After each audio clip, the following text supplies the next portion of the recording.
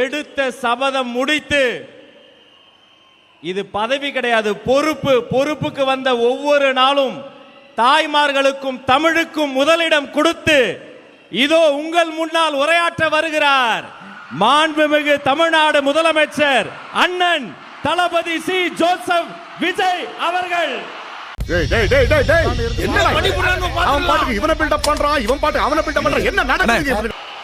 என் நெஞ்சில் குடியிருக்கும்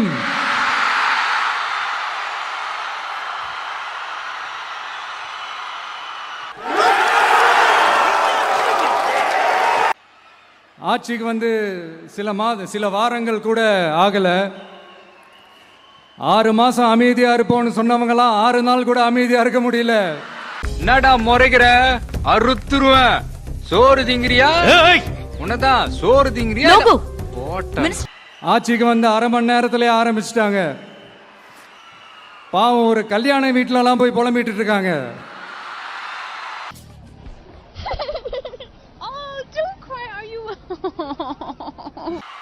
இந்த நேரத்தில் எங்களுக்கு ஆதரவு தெரிவித்த அத்தனை இயக்கங்களுக்கும் அத்தனை இயக்கத்தின் தலைவர்களுக்கும் மீண்டும் என்னுடைய நன்றியை தெரிவிச்சுக்கிறேன். நன்றி நன்றி நன்றி. யார் எந்த நிலைமைக்கு எந்த பொசிஷன்ல போனாலும் இந்த கிண்டலும் கேலியுமா பேசுறது இருக்கதானே செய்யும். எந்த ஊர் நாய்மானி நீ ஏன் குலைக்கிற? வணக்கம் பயில்சா.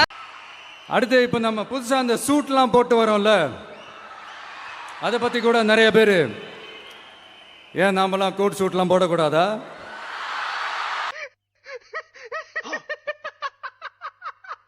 இப்பவும் சொல்றேன், அரசியல் ரீதியா சொல்றேன், 2 பேருக்கு நடுவுல தான் போட்டியே.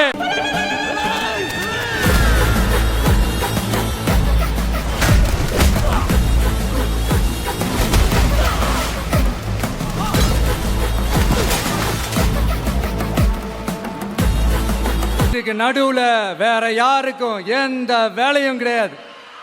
செஞ்சிட்டியா? மொத்தமா செஞ்சிட்டியா?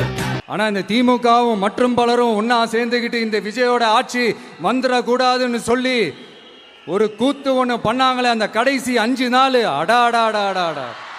இப்போ இந்த தருணத்துல இந்த தோல்வி உங்களுக்கு எந்த அளவுக்கு பாதிச்சிருக்கு அதுதான் தேவை எனக்கு. அதுக்காக நீங்க அழுவ கூடாது. இல்ல நீங்க அழுவுறீங்க. இல்ல சார், இல்ல கண்ணு கலங்குது.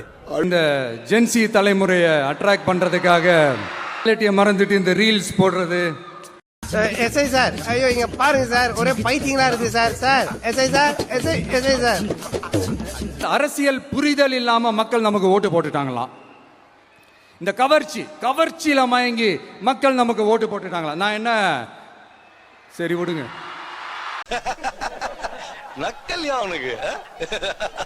தற்குறி நல்லா வருது, வேணான்னு பாக்குறேன்.